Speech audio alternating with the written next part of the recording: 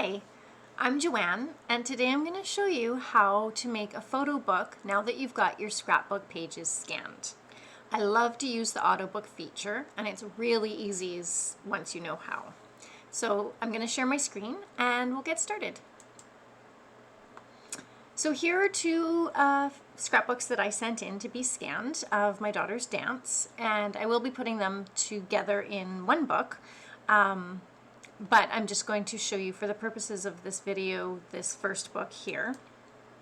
So these are all my scrapbook pages that I had scanned. So they're in my Forever account and they're all ready to go. So I'm going to select all of the images that I want. So if I select the first one and then scroll down, hit the Shift key, and the last one, it'll select all the images in between. If you don't want everything, you can deselect the ones that you want, or just select the ones that you do want. And then up in the top right hand corner, you'll see this auto print button, and that's where the magic happens. So you go to auto print and it's going to bring up all the different options that you have for you with what you've selected. So today I'm going to do a standard auto book.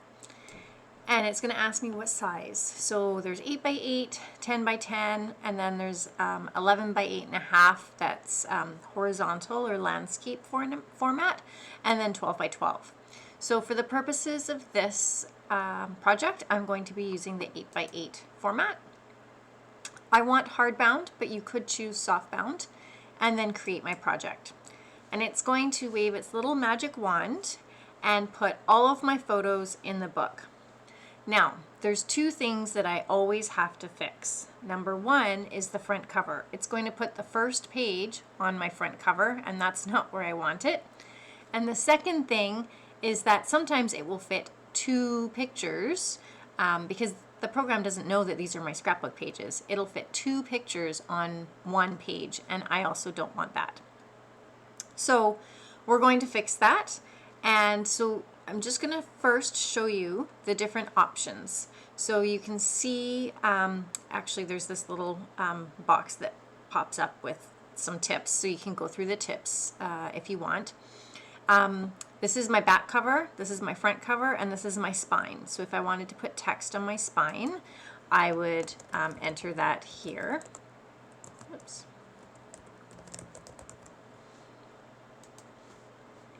And this is the front cover, and then here's the inside cover, which is always going to be blank, and then page 1 and page 2, page 3, all the way down.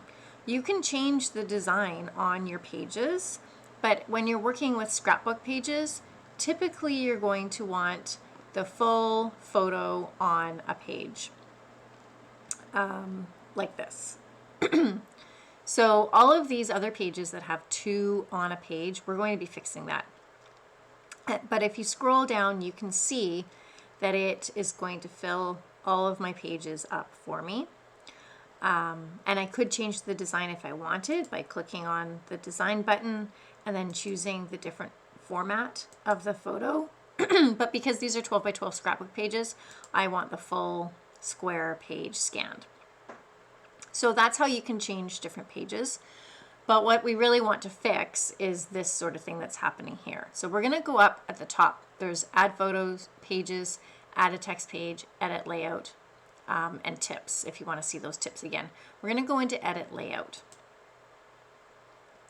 And then on these pages where you can see there's 2 of my scrapbook pages that have smooshed together on one page, we're going to select all of those, and then we're going to hit split, and up at the top, oh, I'm so sorry, I can only do one at a time. Split, and that separates them all out onto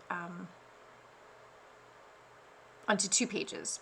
So we just keep going through and selecting all the ones that are smooshed together. I'm pretty sure this is just one page. Yeah. That is one. This one looks like more than one. And I keep having 2 selected. There we go. And that on this page 2, you can rearrange things. So, for example, I know that these 2 pages go together and these two pages go together as well. So I'm going to make sure that the pages that are supposed to go together do. And so I'm just going to keep going through and splitting out all of the pages where my photos are stuck together that I don't want. Now, if you weren't doing a book where it was your scrapbook pages and you were doing photos, it actually does a really nice job of laying out your photos. I think it can detect, the orientation of your photos. But for some reason, with all square photos, it doesn't do a great job because it just doesn't know that you want one per page. So I'm almost done here, and we'll be going through again because on occasion it's easy to miss one or two pages that you want to actually split. But just going through at first pass should be good. And then you always want to save it. If you close it, you're going to have to go back and do it again. So save that. And then you can see all my pages are nice and split out. The other thing though I need to do is rearrange some of these. So this is actually, I believe, the left side and not the right side. And also this is my front cover, and it's my front cover, and it's actually supposed to be an inside page. So what we can do is I'm going to add a photo page here at the top, and it's going to ask me what photo I want, and I've already forgot. Oh, I think it's this one. Yes, it says cover right here, so that's actually the picture that I want on there. And so I'm going to say add selected, and it's going to put it all the way at the very bottom. But that's okay. I'm going to go back into edit layout, and I'm going to scroll all the way down to the bottom to find that page. Here it is. And I'm just going to pick it up and grab it and bring it all the way back to the top and put it in where I want it. Now the other thing I'm going to need to do is I am going to need to create a cover page here. So I actually need to add another page. So I'm going to save this. And I'm going to add a photo page. I wonder if it'll let me not put a picture in it right now.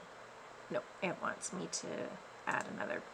So I'm just going to do the same one just for now because I don't have the page ready to show you. So I'm going to go back to edit layout, and I'm going to drag it, here it is, all the way back up to the top. Oops. Why is it not letting me?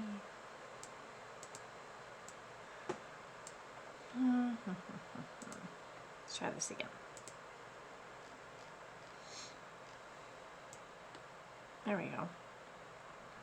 I'm not sure what I was doing. Okay, so this page I'm actually going to swap this image out, but now I've got my pages that go together, and those two go together. So I'm just going to go through and, oh, come on.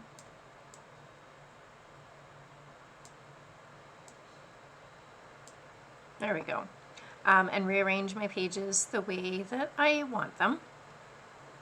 And most of my pages are done in 2-page spreads, so it's really easy to see when I've got one that's out of order.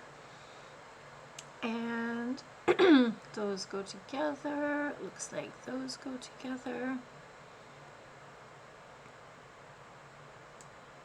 I have a feeling this one goes like that.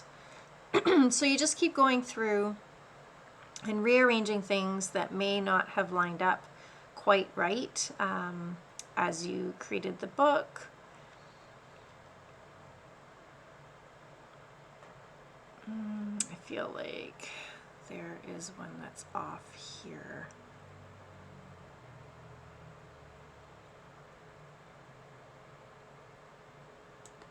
I think this one goes up here, and that's better.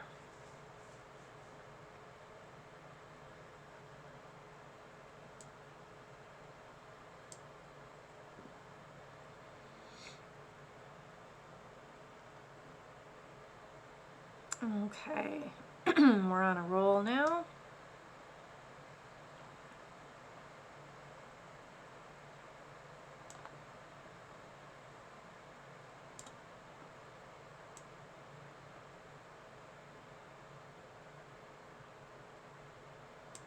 Those two go together.